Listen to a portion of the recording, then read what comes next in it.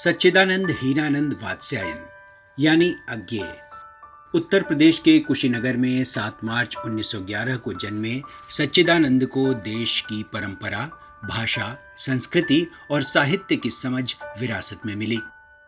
तमाम प्राचीन लिपियों के विशेषज्ञ रहे अपने पिता पंडित हीरानंद शास्त्री के साथ बचपन से ही वो घूमते रहे। लखनऊ, श्रीनगर, जम्मू, नालंदा, मद्रास, लाहौर, ऊटी और देश के तमाम हिस्सों में। वात्स्यायन उनका कुल नाम था।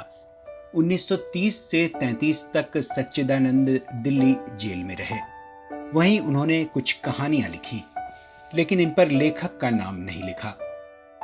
जैनेन्द्र कुमार इन कहानियों को उस वक्त जागरण और विशाल भारत के संपादक रहे प्रेमचंद के पास ले गए। इनमें से प्रेमचंद ने अमर वल्लरी नाम की कहानी अज्ञेय नाम से छाप दी।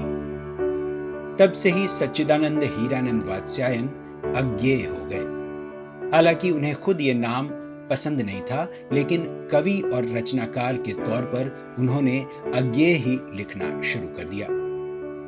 अज्ञेय ने खूब लिखा। कविता, कहानी, उपन्यास, यात्रा वृत्तांत, निबंध, आलोचना, समीक्षा, अनुवाद।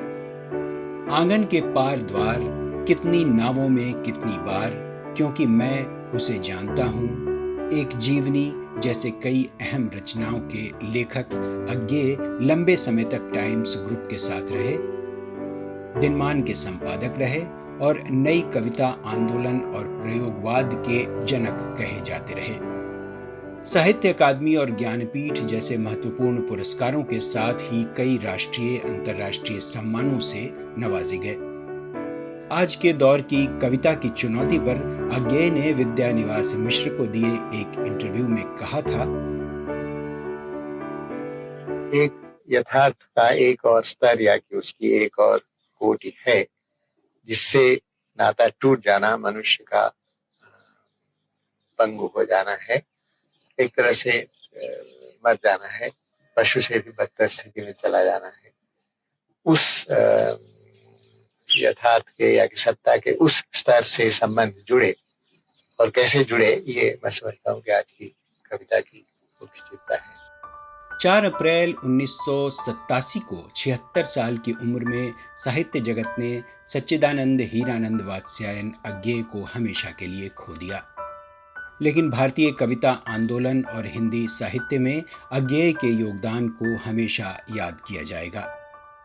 7 रंग के लिए अज्ञेय की ये कविता दूरदर्शन के सौजन्य से पेश है।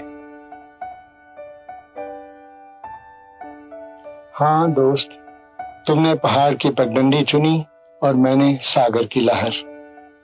पहाड़ की पगडंडी संकरी, पथरीली, ढांटी और स्पष्ट लक्ष्य की ओर जाती हुई, मातबर और भरोसेदार पगडंडी जो एक दिन निश्चय ही तुम्हें पहाड़ पर पहुंचा देगी।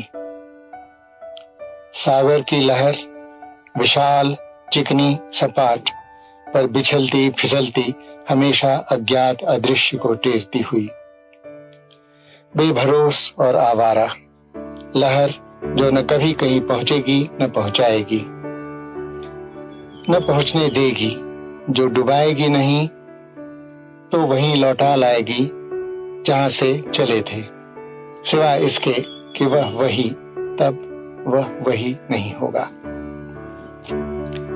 ठीक है दोस्त, मैंने लहर चुनी, तुमने पगडंडी। तुम अपनी राह पर सुख से तो हो, जानते हो कि कहाँ हो। मैं मानता हूं कि इतना ही बहुत है कि अभी जानता हूं कि आशीर्वाद में हूं। जियो मेरे दोस्त, जियो जियो जियो।